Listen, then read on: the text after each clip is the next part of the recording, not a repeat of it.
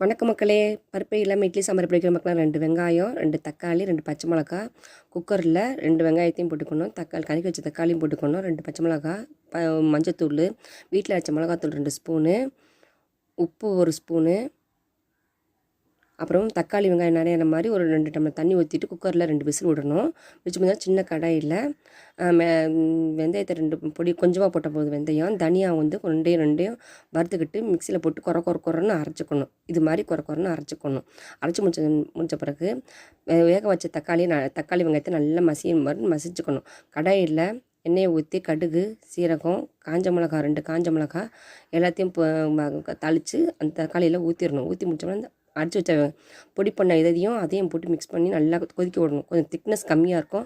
நேற்று அரைச்ச மாவு புளிச்சாத மாவை வந்து தண்ணி ஊற்றி 1.5 கரண்டி நல்லா கலக்கி விட்டோம்னா ருசியான பருப்பு இல்லா சாம்பார்